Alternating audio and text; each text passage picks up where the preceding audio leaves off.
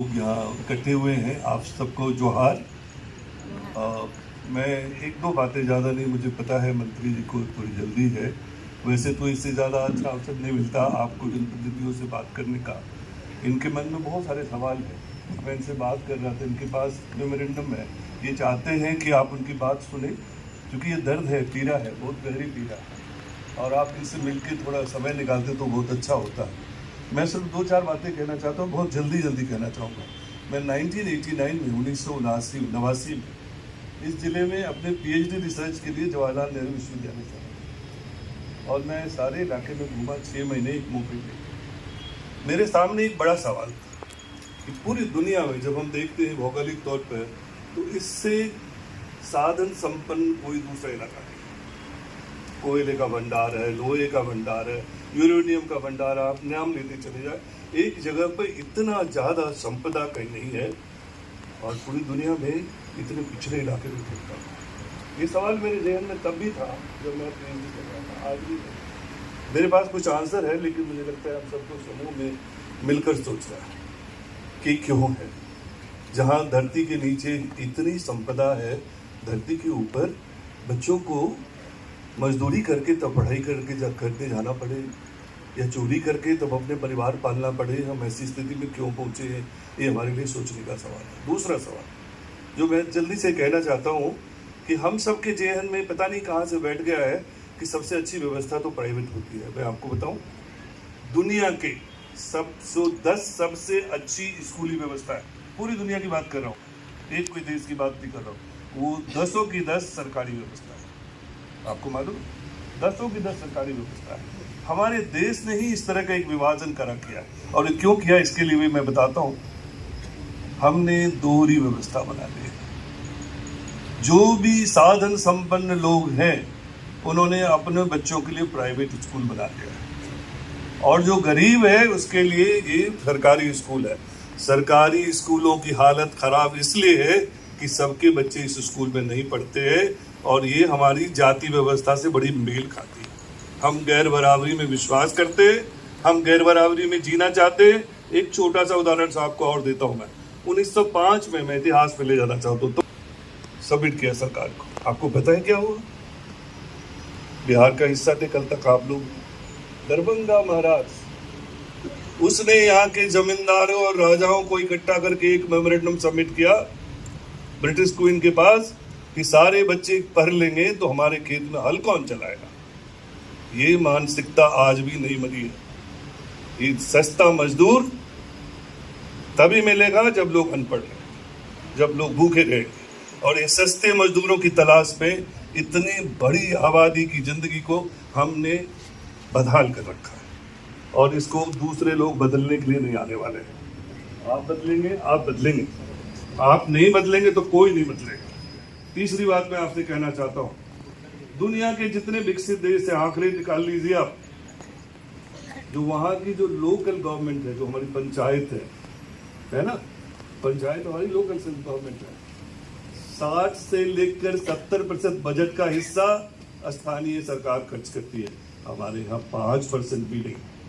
क्यों है? ये पूरी दुनिया का नक्शा उठा के देख लीजिए आप।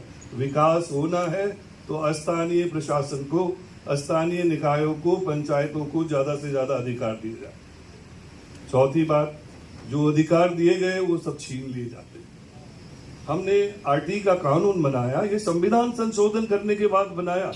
संविधान में छोटा मोटा संशोधन, कई तरह के निर्णय होता है। कैबिनेट एक निर्णय लेती है, दूसरी कैबिनेट आएगी, सरकार बदल देगी। विधानसभा एक निर्णय लेता है, सिर्फ विधानसभा बदल सकती है। पार्लियामेंट एक निर्णय लेता है, सिर्फ पार्लियामेंट बदल सकती है, कोई सरकार नहीं बदल सकती।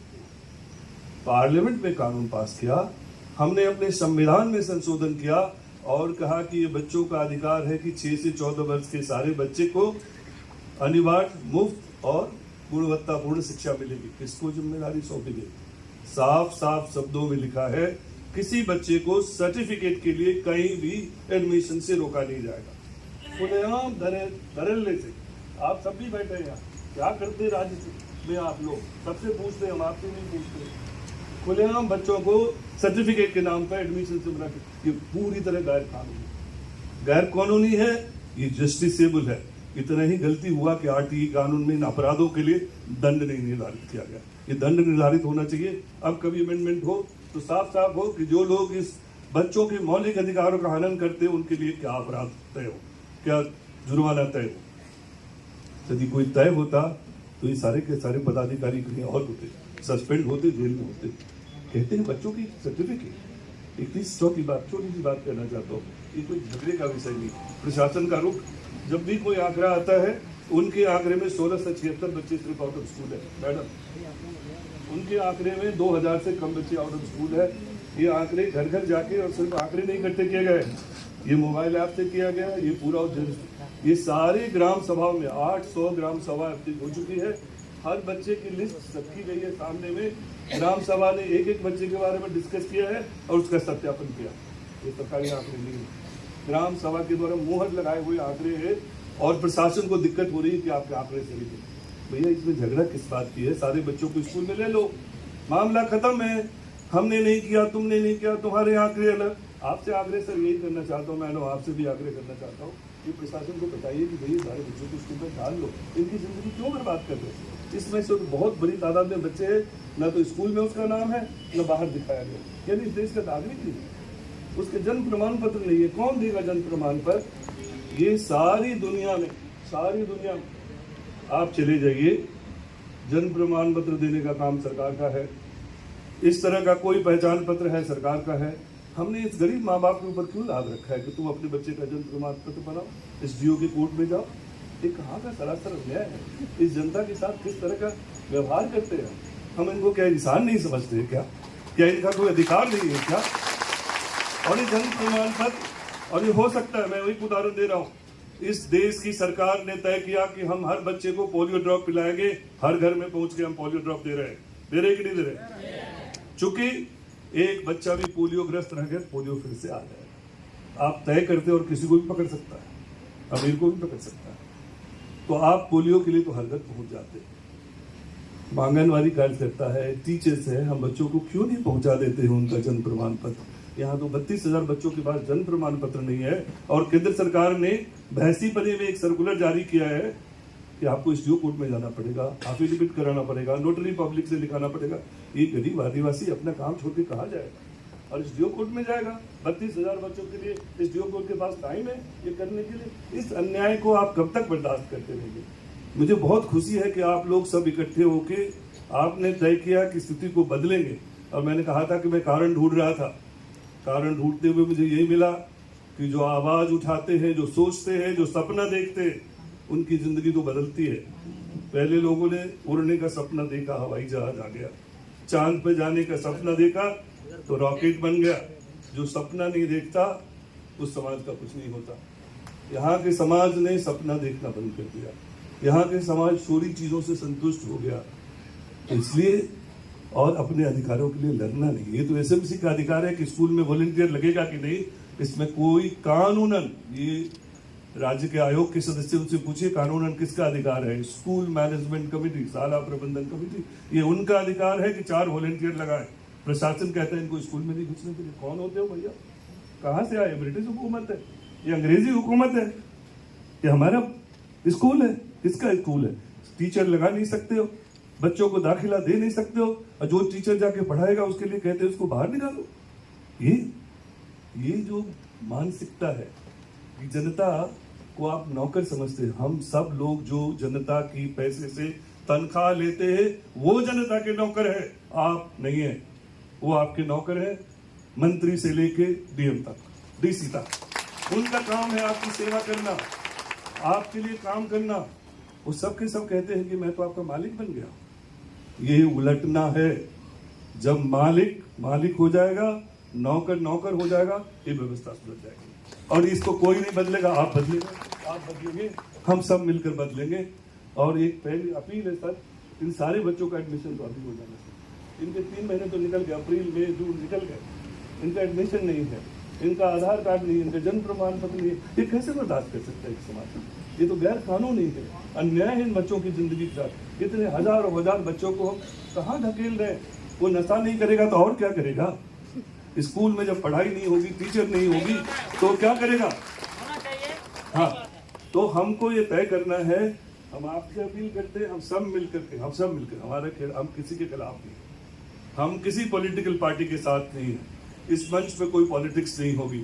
हम बच्चों के हित में संघर्ष करना चाहते हैं, बच्चों की जिंदगी बदले इसके लिए प्रण लेना चाहते हैं। जिस आप सब लोग भी तय किए कि बहुत खुशी का दिन है कि हम लोग इस मौके पर पहुंचे हैं कि 400-500 लोग यहाँ बैठे हैं जो जनप्रतिनिधि है, अपने अपने इलाकों से दूर से।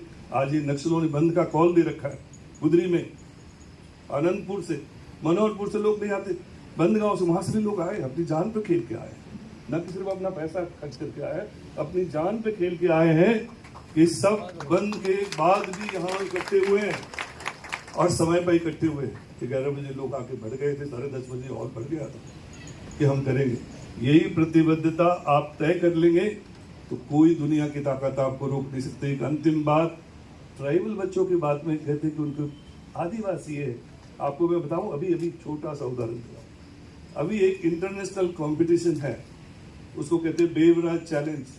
पूरी दुनिया के बच्चे शामिल होते हैं, इस देश में सिर्फ प्राइवेट स्कूल के बच्चे शामिल होते हैं। हमारे यहाँ 876 आदिवासी बच्चे शामिल हुए, उड़ीसा से और झारखंड से। आपको पता है देश में अव्वल आए हैं बच्चे। इसका एक प्रेजेंटेशन हुआ और सबने कहा ये बच्चे ने तो कमाल कर दिया, ये प्राइवेट स्कूल में नहीं पढ़ते, इंग्लिश मीडियम स्कूल में नहीं। इसकी शेयरिंग फिनलैंड में हुई। फिनलैंड की जो राजधानी है, वहां से फ्रांस से चिट्ठियां लिख रहे लोग, कह रहे हैं ये बच्चे क्या अद्भुत काम कर रहे हैं। इन बच्चों की पेंटिंग्स देख लीजिए आप। ये हमने 36 पेंटिंग लगाई दिल्ली में, 15 मिनट में बिक गए लोग। अद्भुत पेंटिंग कर सकते हैं, अद्भुत गीत गा सकते हैं, अद्भुत ढंग से काम कर सकते हैं, वैज्ञानिक बन सकते हैं, सब कोई भी कमी नहीं है। क्यों कहते हैं आदिवासी का बच्चा नहीं कर सकता, ये दलित का बच्चा नहीं कर सकता? ये तुम्हारी दिमाग के फरांद है। ये बच्चों में वही क्षमता है और जब भी इनको मौका मिलता है तो ये करके दिखा देते हैं कि हम किसी से भी कम नहीं। इसलिए तो निकाल दीजिए दिमाग से। हम लोगों को इन बच्चों के लिए अवसर पैदा करना है।